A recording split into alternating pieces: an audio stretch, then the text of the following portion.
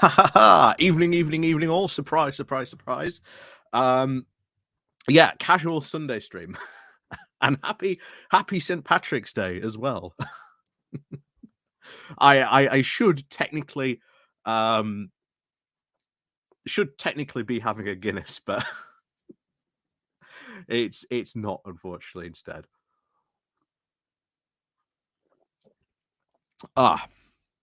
Glorious. But welcome. Like I say, unfortunately, I had a meeting on Saturday morning with JCI stuff, so I couldn't do a good morning walk. Just generally busy, unfortunately, this weekend. So I did want to do one this morning, but I unfortunately couldn't. But we're here anyway. Casual, as we always say, casual Sunday stream. That's how we like it. Nice bit of cash. Oh. No, but good evening, everyone joining us, filtering in. Like I say, please do click on the like and share button. Duke Vengeance, good evening to you. Number 3, good evening to you as well. I can see you in the chat. Hang on. I should be sharing this.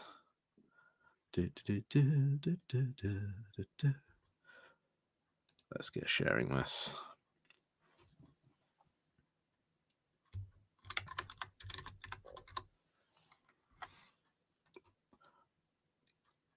Blue Badger 88, good evening to you. Yeah, Ben Ridings, yeah, comfy, not just hoodie, Oodie.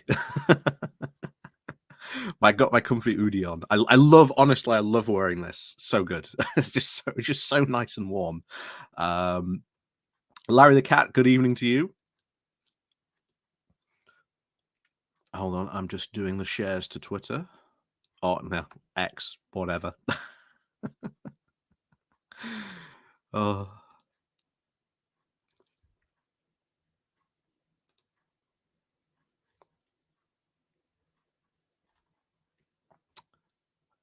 Oh, hang on. Let's do that again so I can just capture that. So it's just easier. There we go.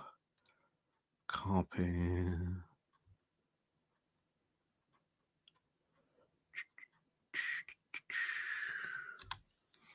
Should have totally done this before the stream, but you know.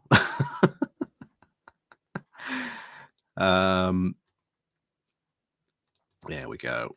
Here we go. Gotta remember the hashtags. There we go. Right, that's that done. There we go. So, evening all. Like I say, Larry the Cat, good evening to you. Milton, good evening to you. Roed, good evening to you. Number 3. What's your view of the Christian takeover of the USA, please? It's not going to be good. Of course, the whole Trump thing at the moment is probably an attempt to try and do that.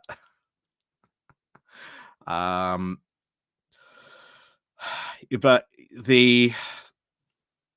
I don't know if you've seen more shenanigans probably ahead on the Ukrainian aid vote, possibly taking place this week. We say that every time, that it hasn't yet materialized, and now it looks like that you've got pro-Ukrainian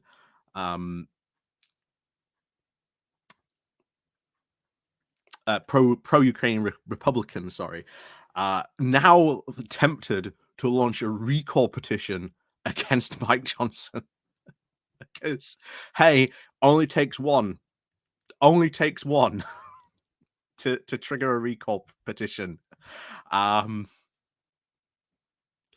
So who knows? Maybe we might see some more crazy scenes in the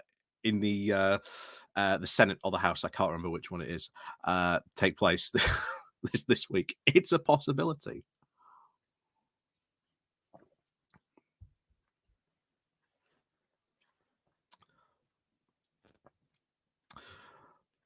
Ben Ridings, everyone should get one considering the price of eating. Oh yeah, everyone should. Like I say, this is easily, I think, one of the best things that's ever been got for me. Christmas present.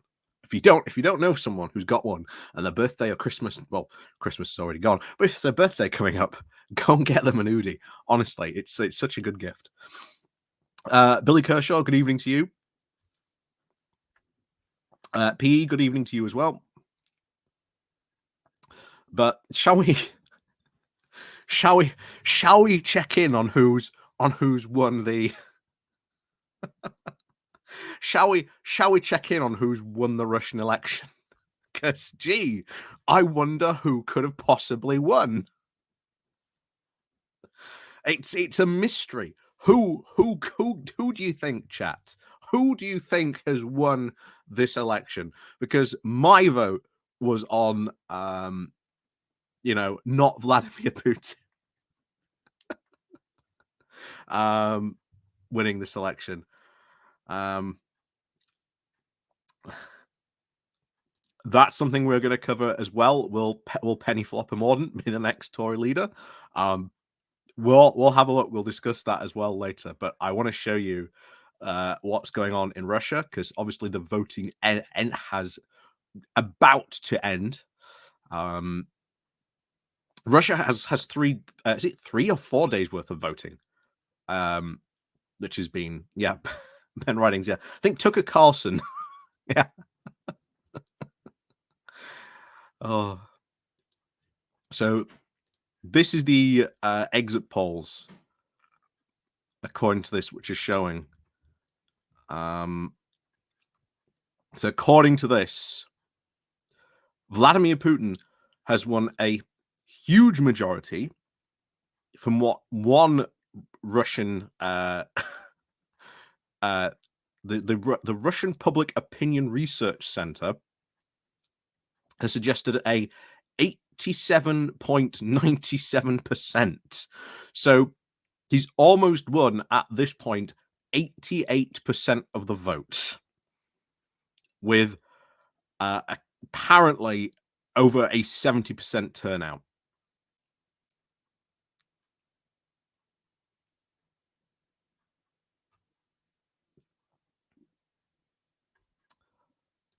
Yeah. That is a completely normal poll, guys. That's a completely normal number to get in a general election.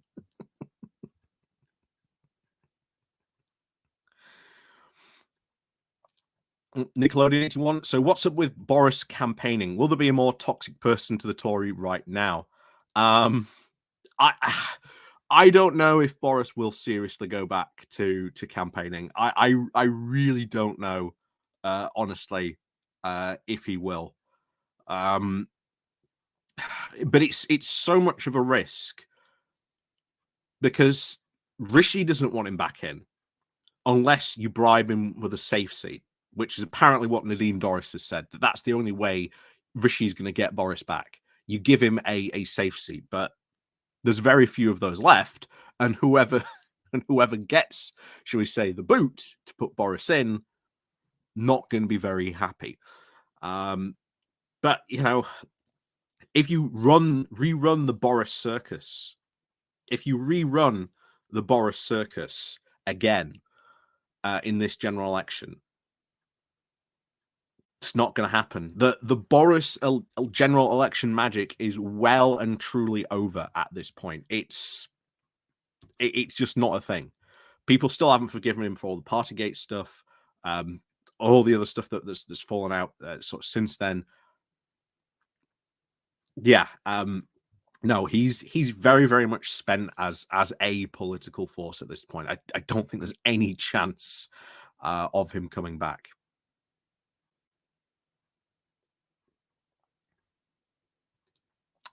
P. I wonder if she would actually be crazy enough to even want that job. Anyone replacing Sunak before a general election will just be burnt in the general election. So what is the point? Exactly. This is what I keep on saying to these comments about Penny Mordaunt. We'll go into this now, because there is this that has been said by senior Tories. Again, senior Tories, guys, speaking.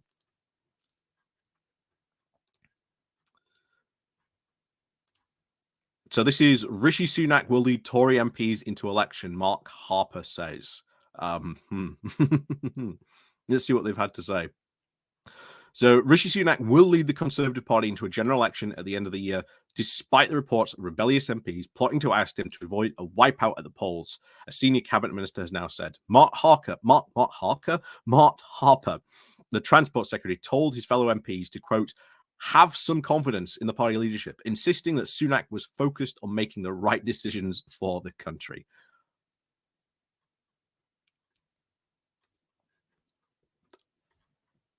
What's he doing? Like, honestly, what is Rishi Sunak doing? He's doing nothing. He hasn't really put forward any of his policies. The Rwanda policy is not his. His dealing with inflation, well, his entire strategy of that is him and Jeremy Hunt huddled beneath a desk with their fingers crossed, hoping that that it all goes down and goes away. You've got a bizarre election strategy forming, where it seems that Sunak is going to go for a blue wall strategy and completely ignore the red wall, which has now vastly upset the red wall MPs. This is why you're hearing talks about the Boris Johnson potentially being come back, because they want something to try and at least give them a chance, because none of these red wall MPs want to be one-term MPs. But we've said that from the very beginning, right from the get-go, throughout since 2019, we have still referred to them as red wall seats, because they have not succeeded in their main aim of really, truly turning these into actual Tory voting seats.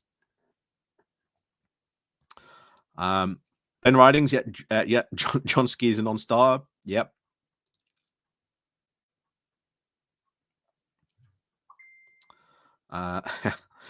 Yes, son, if you see Boris holding a sword, he's back in a massive weapon holding a sword. Yeah, that's it. You've seen pictures of Boris Johnson emerging at the gym, giving it the old 1-2 in an attempt to try and impress the general public.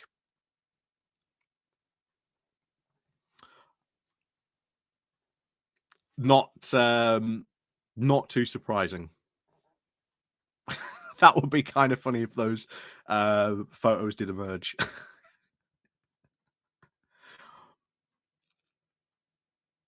Number 3, she'll get a pension and an honours list, plus plenty of opportunities for gain or expense. Yeah, that's true. Well, but again, so will Rishi Sunak. If he gets chucked, he'll get a resignation list, and who knows who he'll put in to the House of Lords, which once again raises and should, I think, certainly be a very, very big concern for Labour to really sort of just get rid of the House of Lords and change it into an elected body. But unfortunately, that's not happening, at least anytime soon. But if the Citizens' Assembly comes through on that, then, oh boy, I'm going to be very, very interested in making sure that I can get involved with one of those Citizens' Assemblies. And I will, if I can, I will live stream it if I can. But we'll see. But again, that's a future thing for the future. Nickelodeon 81. Are these leadership questions just the certain Tories trying to prepare for a post-election leadership? They know that they will lose. Perhaps the only real uncertainty is who will lead them in opposition. True. That is likely, because remember, what was it? 3-4 weeks back, this exact same story, almost this exact same story, carbon copied, word for word, came out with Kimmy Badenoch. If you remember Badenoch. Like, oh yeah, Badenoch's been plotting. She's been making moves behind the scenes to overthrow Rishi. To a point where she had to come out and say, I'm not going to betray Rishi Sunak. I would never betray Rishi Sunak. Wink, wink.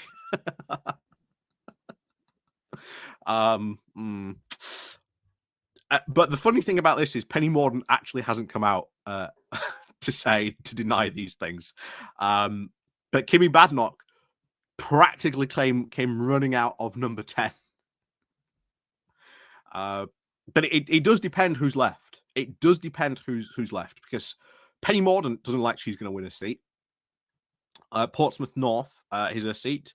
Doesn't look like she's going to hold it. Badenoch is probably going to be close. Probably going to be very close by the looks of the polling intentions down there.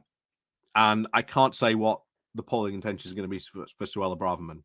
But like I say, those three definite opposition leadership candidates. But who knows? Maybe we'll get an absolute, shock turnaround, and maybe, I don't know, Tom Tugendhat will come out of it saying, "I am going to take the Tory leadership again." Who knows? Who knows? Like I say, post general election, the copium coming out of places like Conservative Home, the Conservative Party, is going to be absolutely top shelf copium.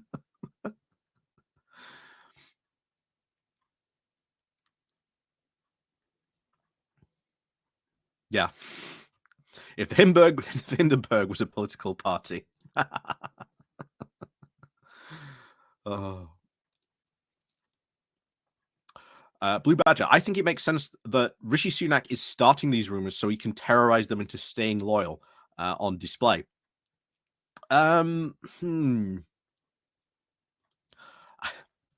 Again, what does Sunak gain though? This, if it was him spreading these rumors, if these rumors are coming from number 10,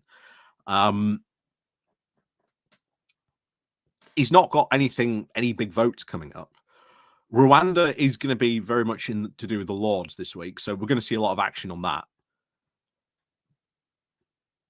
He hasn't threatened to remove the whip from anyone.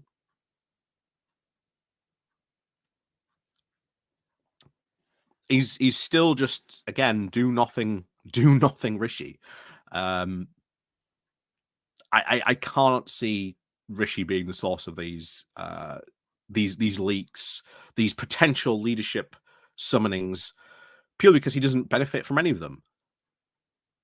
But who knows? maybe he's just a secret information network spreader more than we thought.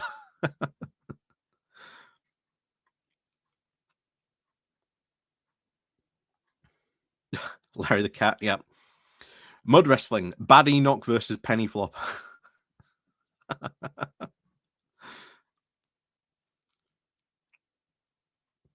Yeah. Jane Watcliffe.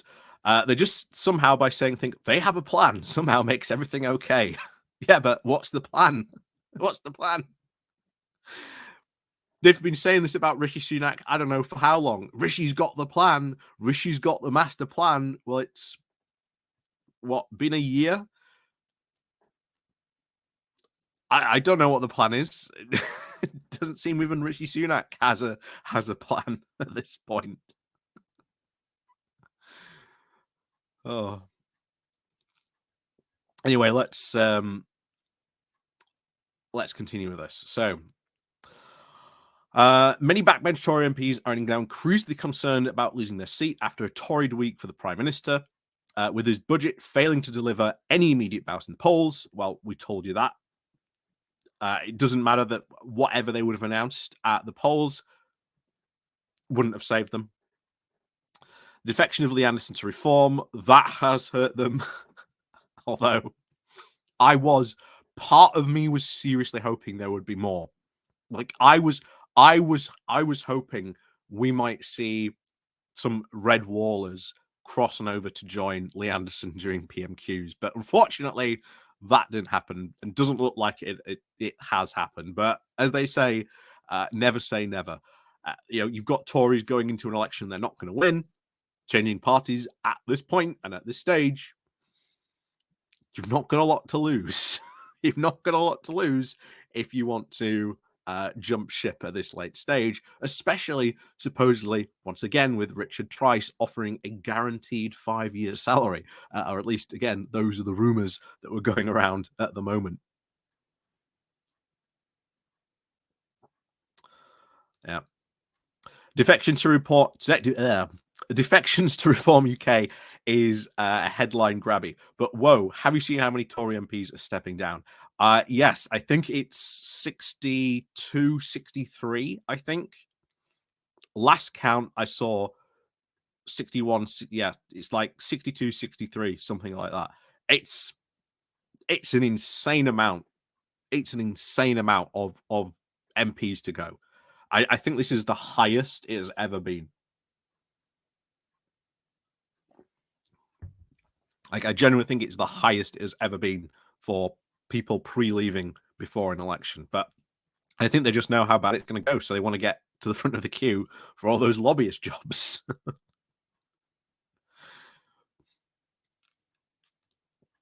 I think Phil is right about the India deal. Rishi is planning a real nest egg on that one from the Infos and Grandaddy. Not at the moment. By the looks of it, that deal is currently stopped. Not going to happen. Modi's come out recently and said, not until we've had our election. And even then, this Indian trade deal is not going to be good. Oh yeah, it'd be good for Rishi. But if there is such like political turmoil, if this is like a big nest feather for Rishi Sunak, Labour can have an absolute field day in opposition and call all kinds of inquiries. Probably have a police inquiry, maybe inside trade, all kinds of stuff just into this, and maybe even just go, well, sorry, India, but we're denying the trade deal. So we'll see.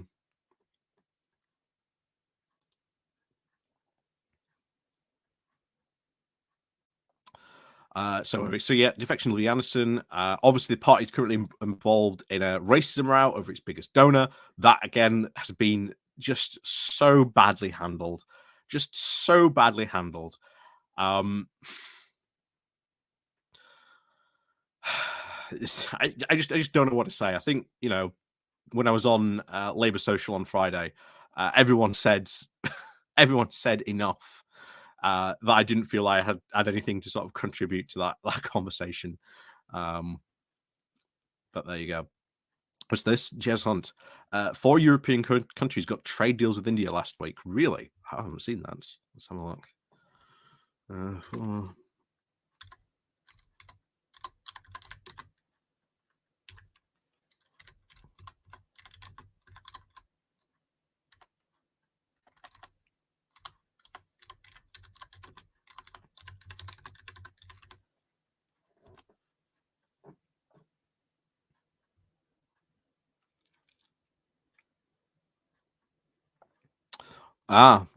Yes, this is it.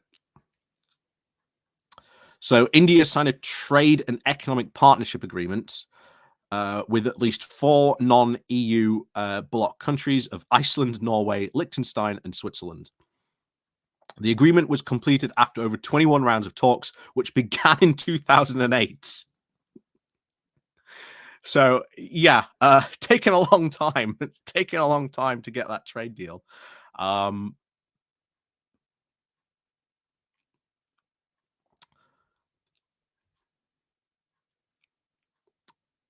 But there you go.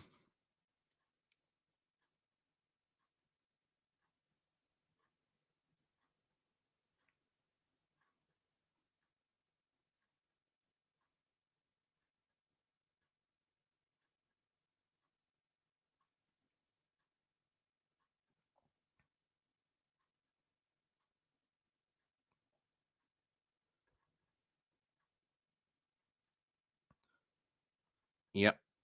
I'll have a look into that later because I'd missed that.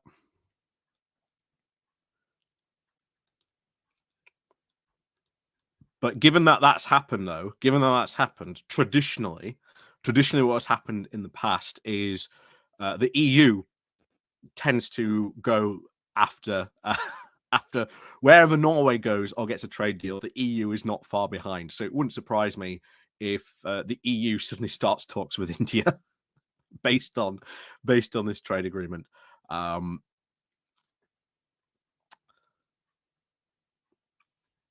What's this? Not quite. Over 100 Labour MPs stood down in 2010.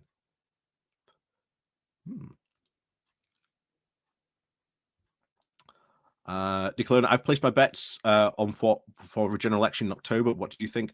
October is probably a very good bet. October is probably a very good bet. Yeah, I wouldn't disagree. That is good. That is probably a good bet to place it on. Purely because of the fact you want to avoid the American elections, and of course, if Donald Trump wins, which again we hope we don't, but as I've said, and someone will come over, but what about this, and this? I'm still incredibly worried the fact that he is just on the ballots. Just the fact that it is not a 0% should always be incredibly worrying, especially as we've talked about before, the consequences of what would happen if Trump won. Yeah, if like I say, it needs to be in October, then you've got a response sort of ready to go if Trump does win in that potential. But no, October is a good bet. October is a good bet. November's out. But if they really want to drag it out, then January the 25th of 2025, last possible date, they've got to announce and hold one. So who knows? Blue Badger, you kind of think June or July. Yeah, it's again as like a spring summer one probably would be a bad idea on that.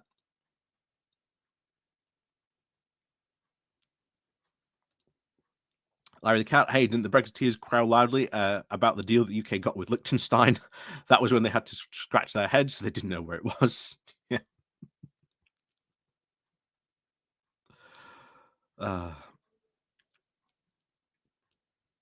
Yeah, 100 Labour MPs stood down and didn't fight a seat. And in 2010, the Tories still didn't have a majority and had to rely on the Lib Dems. Wow.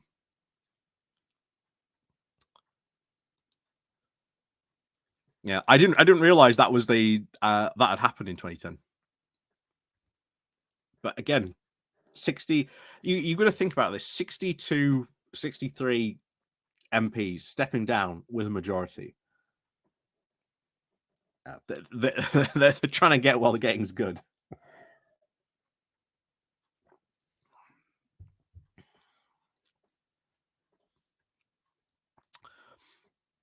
Jez, I never thought it was going to be May, and then Sunak said it definitely was. Now I think it'll be May, possibly. I mean, I've just done a video talking about this today.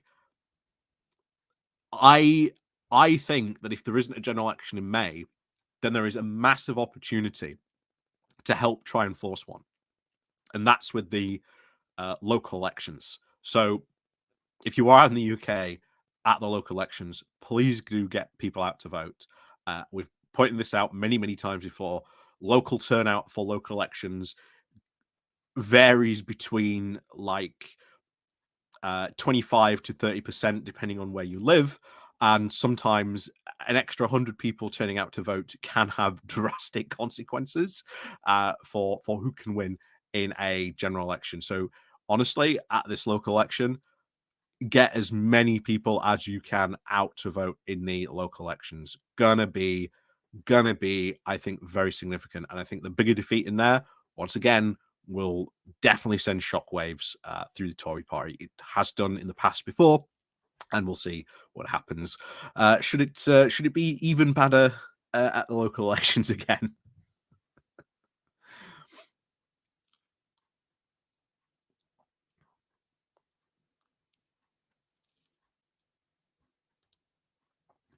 Reform to the Tories like the Dems were back in Labour in 2010. We'll see. I'm not convinced. They're going to take votes, but I don't think they're going to take any seats on that front. 91 Leeds. Let's try and take loads of Sunak's money before he heads off to America. He's another traitor to the cause. Yep. Steve McGowan, if Trump wins, anything involving in the USA is off the table. NATO will probably dissolve and a new defense organization formed. Trade with the USA will end. Trump wants 100% tariffs on imports. I think that will be that will be very, very bad for Trump to try and do, but that will be very bad for their economy. But yeah, I don't think NATO will dissolve. I just the question sort of becomes: would America respond to an Article 5 invocation? That's the big question. Trump's already undermined that.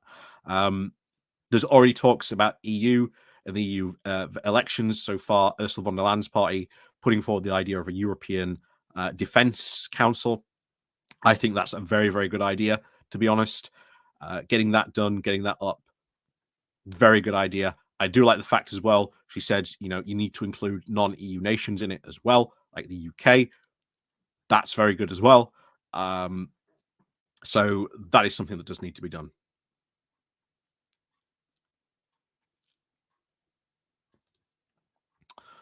All at night. Are we really in the weird world where Trump is likely to win? I mean, it'd be massively entertained, but it'd be so bad for global stability. Oh, it would be absolutely terrible for global stability. I agree with you on that. The problem is now I've seen, and we've all seen it. Everything is saying that there's a lot of indicators to say that Trump's lost a lot of votes, that he has lost a lot of votes, and that is good.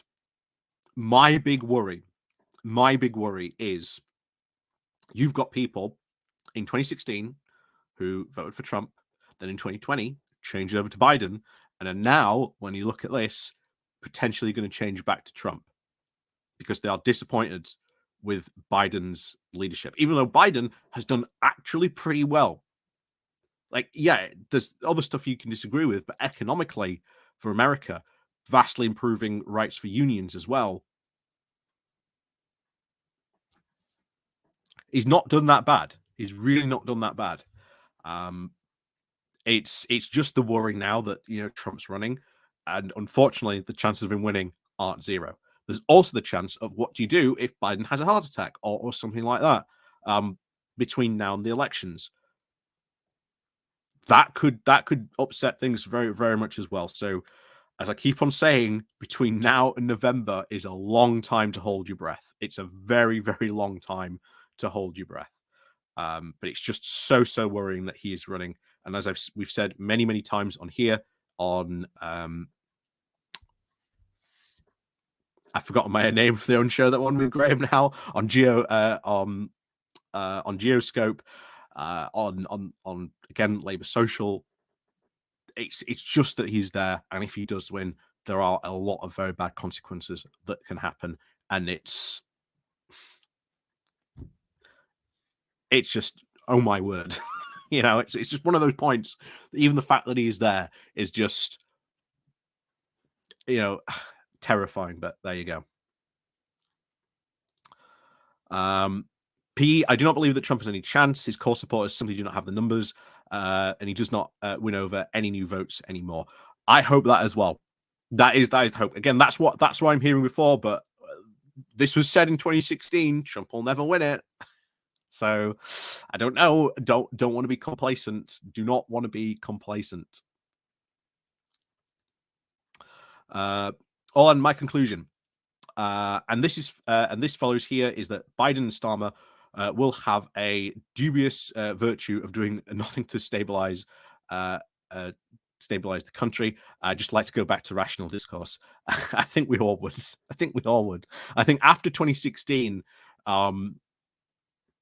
politics could do with being a bit boring again. He could very, very, very, very much do with just a nice, calm period of just sort of normal politics. That would be nice. Just to get back to a bit of nice, normal, non-insane, crazy politics where we know we've got ministers who were at least competent enough to get on with the job and not just continuously perform continuous screw up after screw up after screw up.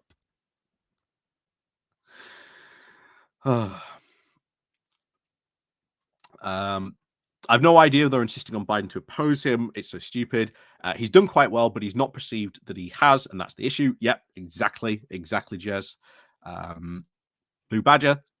It is time we'll take to reposition that will give Putin a chance. Once again, we've all compensated our position, our positions, and kicked anyone stupid enough to try and pacify him out. Yep.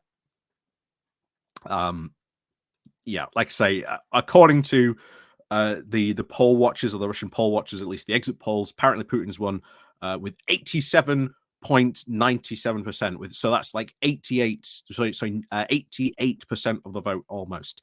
So yeah, just a totally normal election, guys, in Russia. I thought he might win on something like 70, but 80, almost 90, that's incredibly high. That's incredibly high.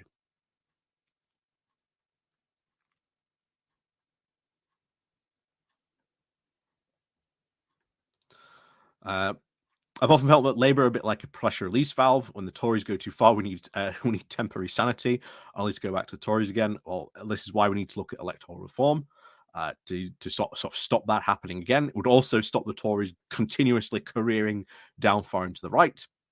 Oh, yeah. Politics could do with it being a bit boring. Sounds like a Lib Dem slogan right there. I think at this point it's just an everyone slogan, to be honest. You know.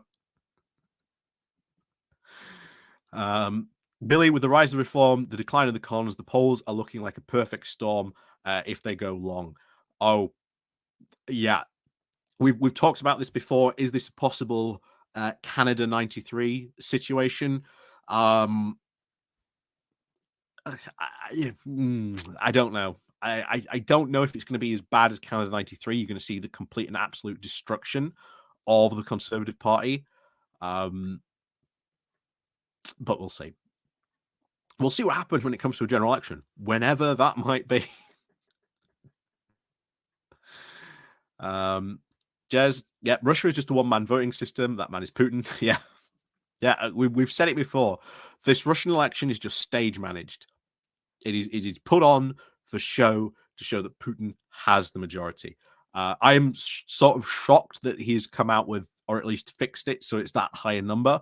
I was expecting it to be around like 75%, between like 70, 75, so that he could come out and go, well, I didn't win, my large vote share as I do, and I understand that, that there are troubles, etc., with going on. Don't worry, guys, I'm going to fix it. Next time around, you'll all be voting for me again. I'm sort of surprised that didn't seem to be the plan, but yeah. Exactly. People underestimate this so much. I do agree with you. I'd love to live in a boring country where everything works. Yeah. Yeah.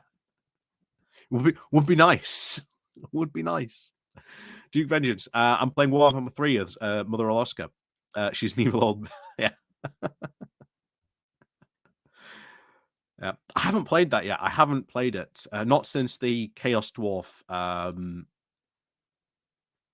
update, and I've played the Chaos Dwarves pretty heavily. Although I did just get the new the whole Command and Conquer series on Steam. So nostalgia playing like Red Alert 2 and Tiberium 3 and Firestorm. Oh, so good. Anyway, back to this. Nicholas Methel, yeah, Conservatives are doomed by their insane membership. Oh, absolutely doomed by their insane membership, and not sorting this membership problem out either. But there you go. Anyway, I think we're finished with that for the moment. Larry the Cat, yes, Canada 93, please. We can but hope. We can but hope. If it does turn into Canada 93, we won't know until we see the general election happen. But I think the May local elections probably going to be an interesting indicator to what could happen.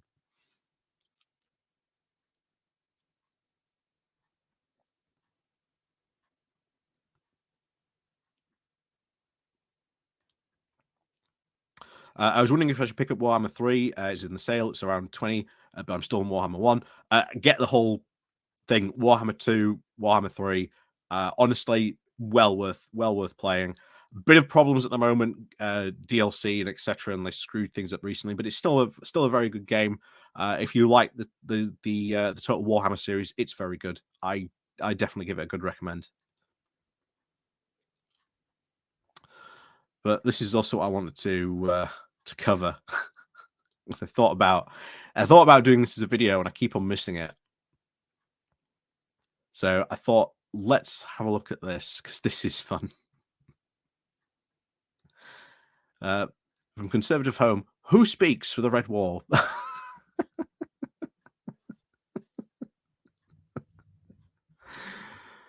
Oh.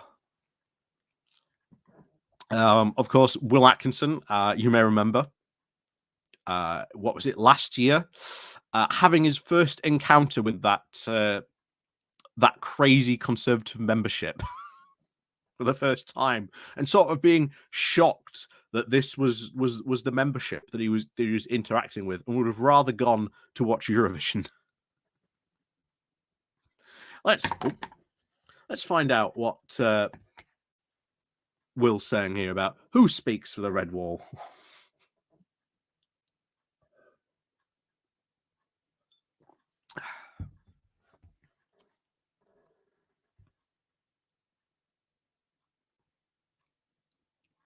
Oh, I didn't know this. Did you know that Cleverly is a tabletop Warhammer player? Sisters of Battle, apparently. I did not know that. I did not know that. Good thing I'm not a Sisters of Battle player.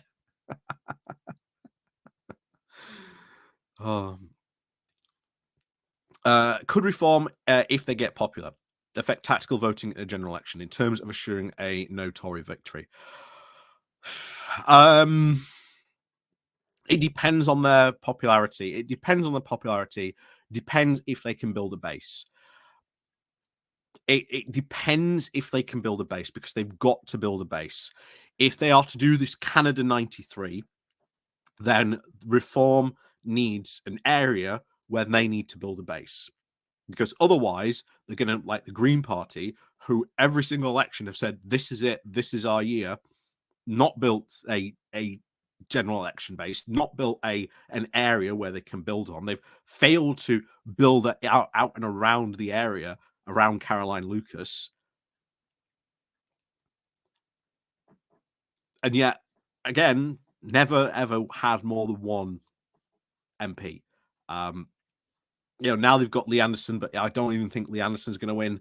I think it will more be an operation to pull votes away from the Tories, which is going to be sort of, I think, the significant thing for them. In that, because they are, as Billy's put it, they're eating the Tories. Taking away roughly around 10%, I believe, at the moment. We'll see what happens in the general and in the local elections as well. How much that is going to do that.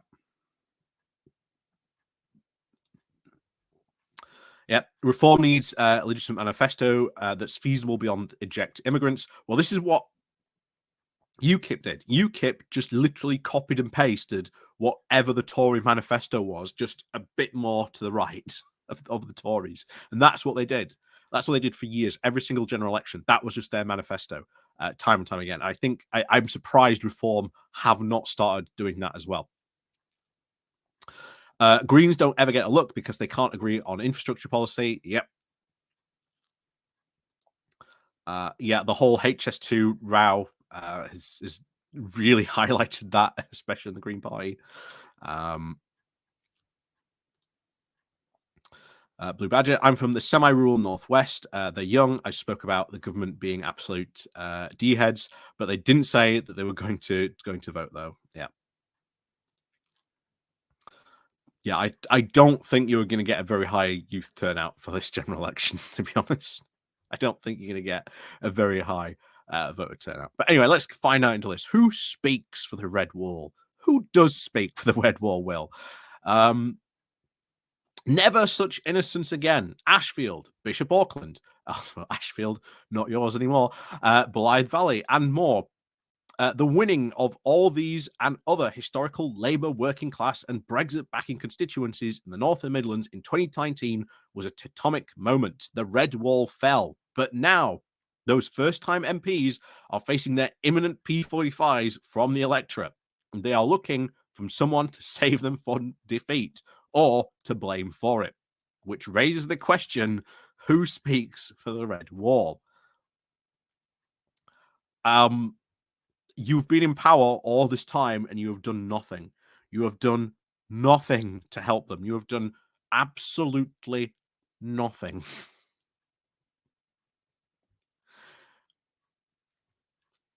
But yeah, I don't see that happening, honestly, very too much. Well, to vengeance, I speak for the Red Wall. I am Spartacus. Well, here's a question. Do you think, and this is a philosophical view, the positive of the last 14 years is that they might finally make people push for AV or PR? I think that's very possible. I think we are going to see a lot more stuff be pushing towards PR. Maybe not even this parliament, I think, but I think next one as well. And I think you are going to have, I think, serious conversations about PR, which is good. You need to sort of, there is that now realization, and people are talking about PR more in a very positive way than they ever were, especially back in 2012 when we had the AV referendum. So that is good. But we'll see which direction this way takes it, to be honest. Colin Thompson, greetings to you from New York.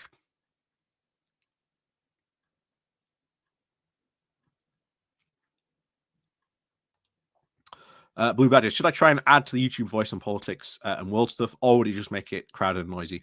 I'm not going to lie, regardless of whatever topic you choose on YouTube, is always going to be very, very, very crowded. Trying to carve out a niche on YouTube is very difficult, but again, it can be rewarding. I started this, I know when I do this, and it is fun. I enjoy it. I would always encourage anyone to sort of get up and get involved in it. So yeah, absolutely, get involved. Find your voice, look for your own style, and yeah, go for it.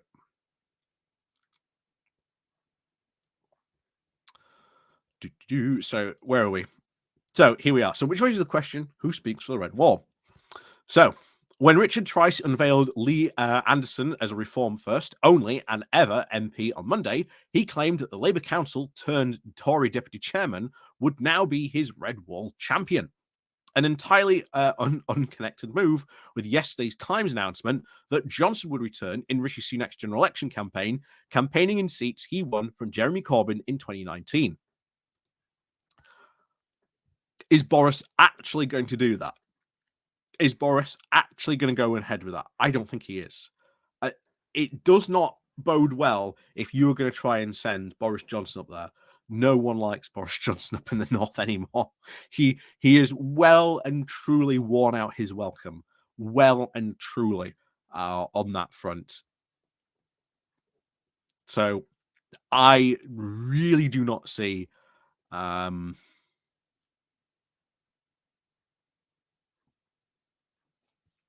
I do not see him doing this. I really do not. Because why? What initiative? What pull has Boris got for doing it? Unless he gets given a safe seat, which I think is the only way Boris would do it. But even then, I doubt it. I doubt it. The Johnson electoral magic is well and truly over. Honestly, at this point, well and truly over.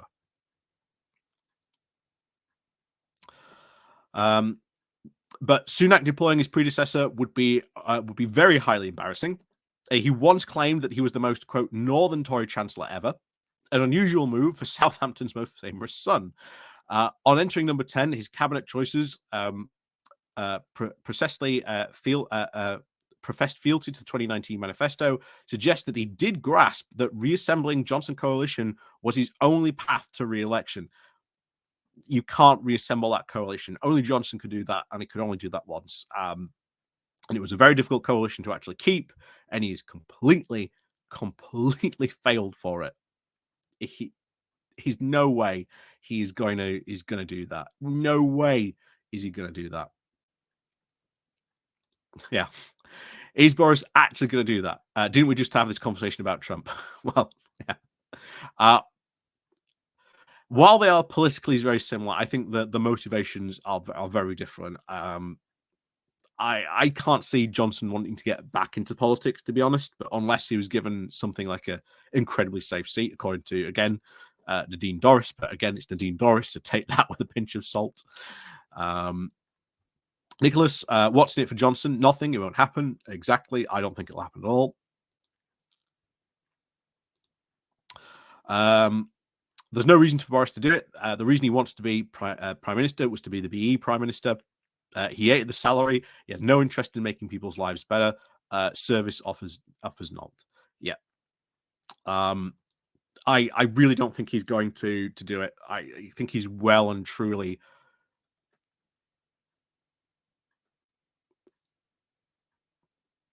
just over it at this point. I think he's just over it. I don't think he wants to go back at all. But yeah, there you go. Anyway, let's continue on with this. So, half a dozen resits later, and it's hard to say the same now.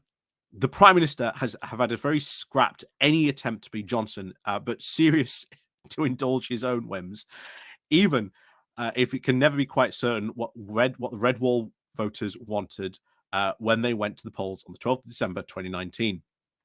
We can imagine it wasn't Sunak, Jeremy Hunt, and David Cameron plotting to abolish A levels.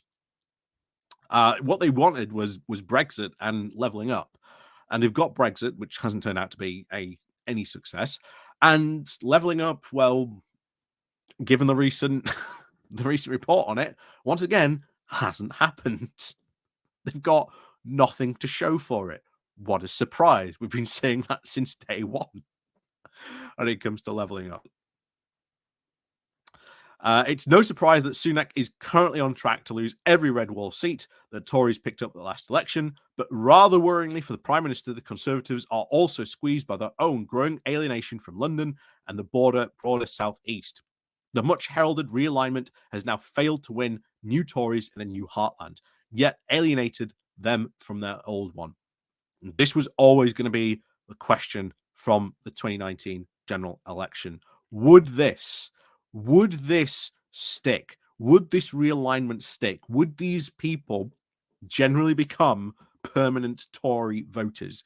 That was answered pretty quickly at the following local elections. The apparent sweep of, well, now we've taken the MP seats and now we're going to take the councils did not happen.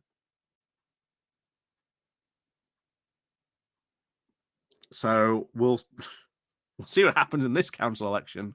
But it's going to be kind of funny where, if you may remember, we had the crowing from Rotherham and their councillors saying, "Oh my God, look at how we managed to buck the trend at the last local election. We managed to hold on to a seat. Wow."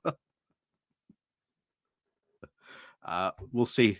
We'll see how many seats the Tories lose at the local mayor elections. And of course, if they keep both their regional mayors. As I said before, I think the Ben Houchen election for the Teesside Valley, that I think next to the general election, probably the most important one on that. Apollo Hatman, Boris knew that it was a complete moonshot because he said, "You are loaning us your vote. Get Brexit done" was impactful because one side agreed that it was what they wanted to be a band-aid. Yeah, it was never going to stick. The idea, I think, even if in some crazy alternative world the Tories kept Boris Johnson, like Boris Johnson somehow managed to survive, they'd be still in this situation. They would absolutely still be in this situation. He ain't gonna go. Like it ain't gonna get any worse. And I think that, well, I say this is gonna get any worse. It could very much likely get worse for them, which would be hilarious for that to see. But there you go. Oh, so what is going on? And of course, this is Will referring to a Red Wall. would help to define what we meant by Red Wall. This term was first coined by James Kenzaruim back in 2019, and it may have become very synonymous with the post-Johnson victory, with an archetype of very depressed Labour voting northern area, which turned unexpectedly blue. But that wasn't quite what he originally meant. The readily employed cliche has now evolved. What he meant by that was now a bit of a stretch from the seats from North Wales into Merseyside, Warrington, Wigan, Manchester, Oldham, Barnsley, Nottingham, and of course Doncaster, whose voters based on fundamentals like incomes and levels of education should be conservative, but weren't. Historical cultural reasons stopped them from voting Tory despite their growing material wealth. Yep, I hate to say it, no one likes them. Even for historic cultural reasons, no one likes them. Lewis Batten has also expanded upon this. He posited that there were two types of Red Wall seats. Those that were marginals that hadn't been conservative since the 1980s or 90s due to lack of substantial Tory majorities, like Darlington, High Peak, and Hyndburn, but those also had a genuine deep Labour histories, such as Bassetlaw, Bolsover, and Anderson's own Ashfield. Baston separates these as bellwethers that could have very much turned Tory in 2010 or 2015 if Cameron had pulled his finger out. Again, I don't know what you mean by that, but there you go. And those, of course, former mining seats and those single industry towns where Labour hadn't lost an election since 1945, 1935, or even 1922. The former voted for Margaret Thatcher, and of course, the latter are the sorts of places where her name is still part and spat out in disgust. But why did they turn blue in 2019? Let's see if Will Atkinson can be honest enough to say why these seats turned blue in this time.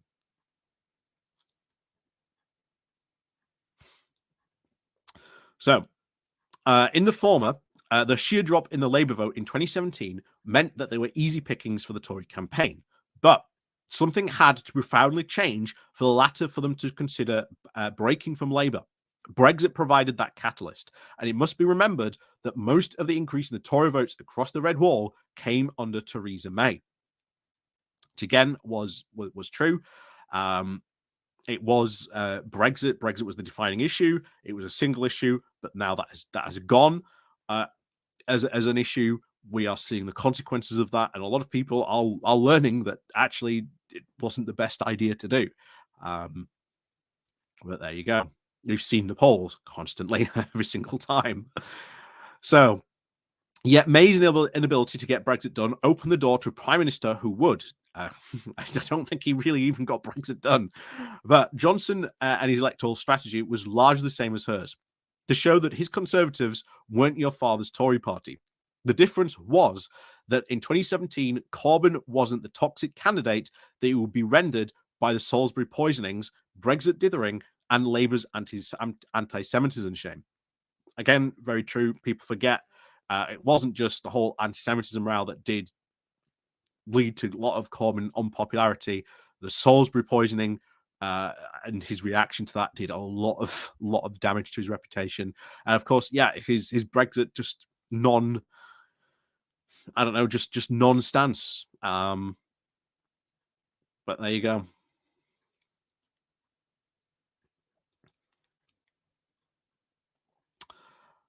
Nevertheless, bringing back Johnson might actually bring Sunak little benefit.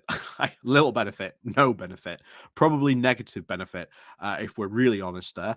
I can tell you haven't been up to any of those seats, Will, but there you go. might be worth a trip. Meet the public for you. But deprived of Brexit and Corbyn, how much appeal does the ex-Prime Minister actually really have? His supporters would point to his abilities as a campaigner and his Heineken ability to reach parts of the countries other Conservatives just can't reach. Remember the quote, "We love Boris" sign. Some voters genuinely adored him. Not anymore. Not anymore. All that is gone. Gone for good. Yet, Johnson must have still been the most unpopular majority-winning Prime Minister ever. Since then, his record in government has soured many voters on him. If they now look back on him fondly, it is only a reflection of how poor a job Sunak is doing. But those still toasting the king across the water forget what a shambles he was at running the government. He authored his own misfortune. But his enthusiasm for the nebulous concept of levelling up point towards how the Conservatives could have overcome Thatcher's legacy. And this is still a shocking thing.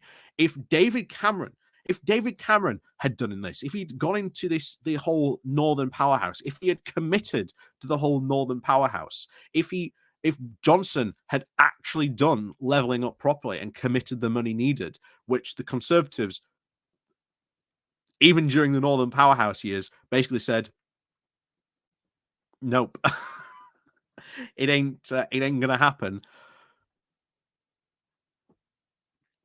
There you go. So,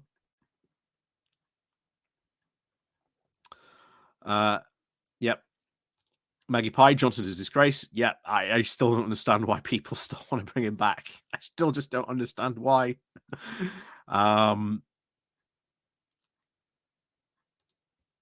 Yeah, the budget was well good. Had a box of chips in Barnsley with the grandkids with a £3.39 saving up for the next holiday. Dave W., good evening to you as well.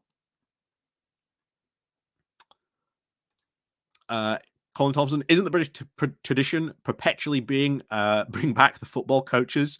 He knows the club. Why not PMs that people hate? He knows the party and the country. I don't think it will over necessarily work with. I don't think it will over necessarily work with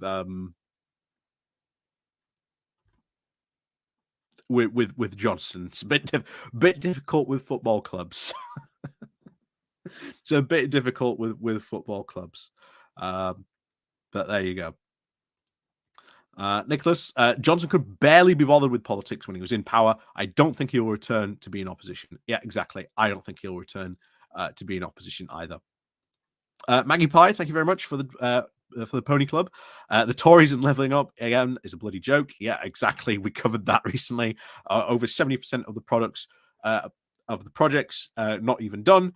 The white paper, shockingly, first two good chapters. Then you get to the actual money stage, and you're like, well, actually, the first chapter here said you need this amount of money. And then when you get to the treasury part, where again Rishi Sunak was in charge, he goes, well, I'm not going to give you that money. And of course, remember the infamous clip, which if you are Labour, you will be playing as soon as the general election gets announced, from dawn until dusk, until the day of the general election, of Rishi Sunak going, I took money from all those poor northern areas to give it to the more rich, affluent areas. Gee, wonder how well that's going to go down.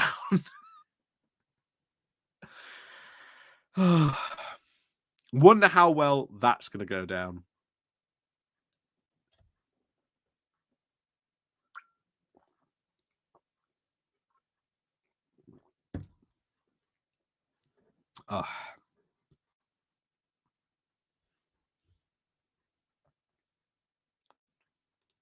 Olan, do we think Labour will be any better, though?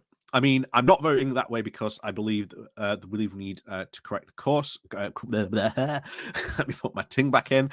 I mean, I'm voting that way because I do believe we need to correct course, but I have no faith in any parliamentary system. I am, welcome to the channel. I am an eternal optimist and hope and a consumer of hopium when it comes to this. I don't think I'm going to get everything I want when we get a Labour government, but I've said this multiple times before.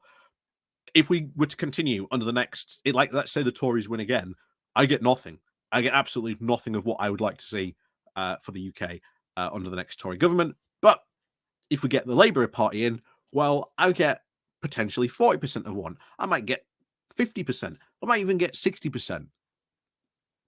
Not only that, there is still the very, very good opportunity that the more Tories you get out, the more Labour candidates you get in who are going to be very, very much progressive, which could form very, very much a progressive bloc, which could also do a lot of stuff as well for the UK. So, again, a lot of stuff to be really hopeful for. A lot of stuff. Blue Badger. Tory leveling up around here is basically just knocking down or boarding up sites, keeping the screen painted after killing the business as that were there. Yeah. And if you are up in the north at the moment, do keep your eyes out. Train stations, bus stations, you'll see a lot of these. The posters of leveling up is here with a random picture of somewhere of your town with just a dot saying leveling up is here. But yeah. Maggie Pie, if you look at the Tory legacy, how can Labour be worse? Exactly. Labour are just going to be infinitely better. And especially for like the mundane stuff and, you know, organizing of things like the civil service. Like we had the recent report, we're understaffed in the civil service by over 100,000 civil servants. Probably something that would be a good idea to look in.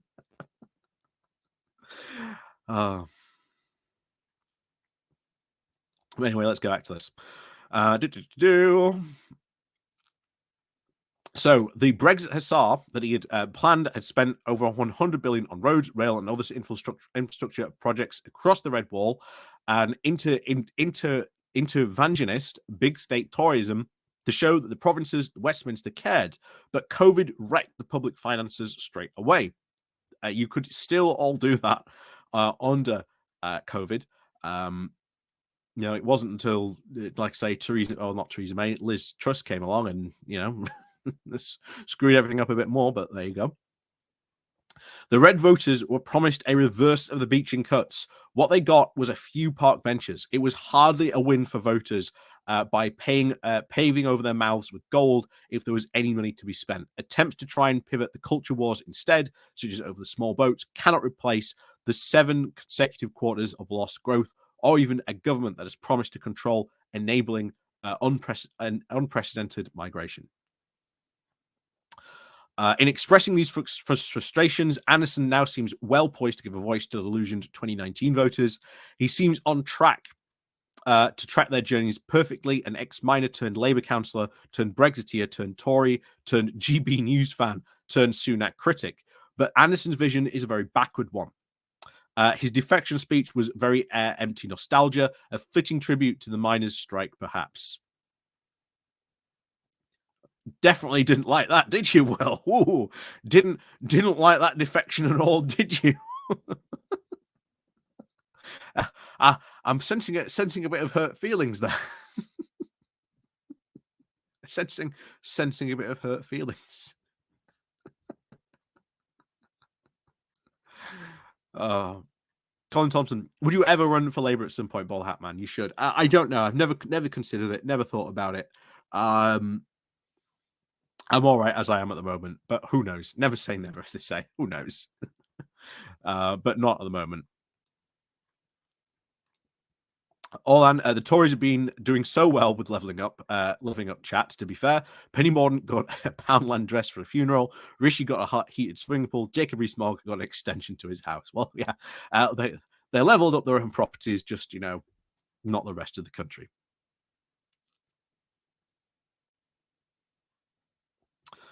Yeah.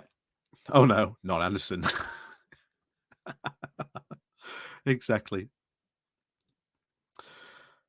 So, time will tell if he saves his seats by hitching himself to a party run by golf club bores. For golf club bores. Oh, yeah. Oh, real bad perception there of not only Reform UK, but ex-Tory members there as well, there, Will. But to think that the Tories can win back the Red Wall by trying to ape his approach is delusional. Sunak is losing his grip on the North and the Midlands for the same reason he's losing support across the country. People are getting poorer. Falling living standards mean no re-election. This is bad news for those Red Wall MPs still getting used to life in Parliament. I don't think they would even really get used to life in Parliament at all. There was the constant fear of them. Like, we do not want to be a one-term MP. I want to avoid that as much as possible, but now they're all going to be one-term MPs by the looks of it.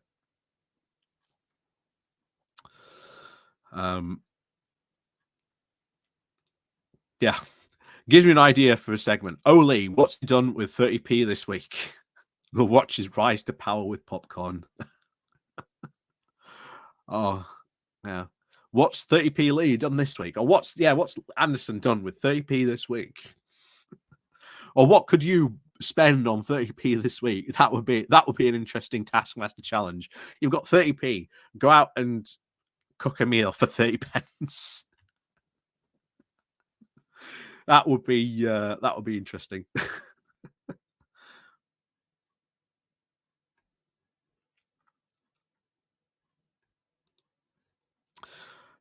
So this is bad news for those Red Wall MPs still getting used to life in Parliament. If they haven't already found alternative employment, they should get a move on. Good optimism there for those re-election chances there, I see. But there is still some hope.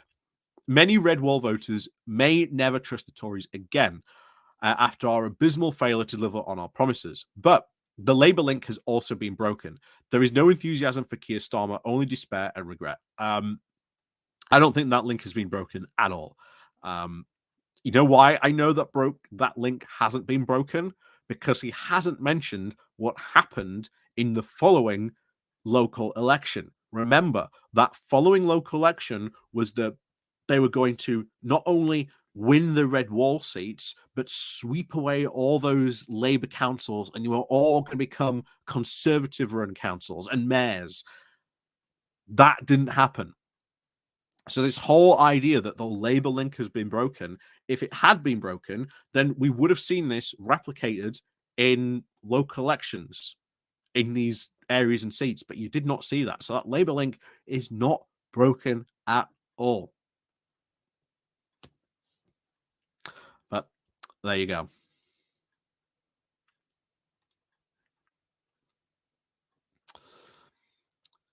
So a party perhaps called the Conservatives, perhaps whatever emerges after a record defeat, vigorously facing and improving the quality of life for the Red Wall voters can win them back.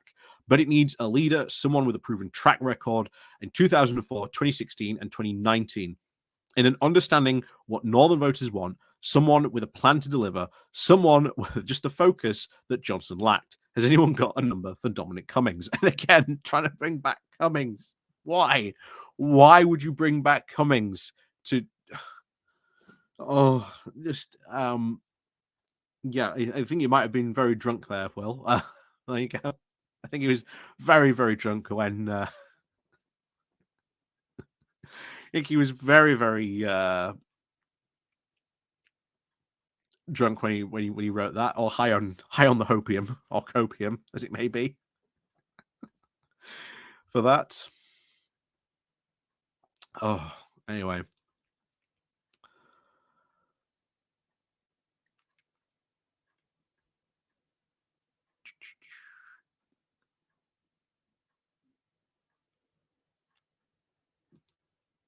So anyway, yes, it's coming up to 9 o'clock. There's a school night.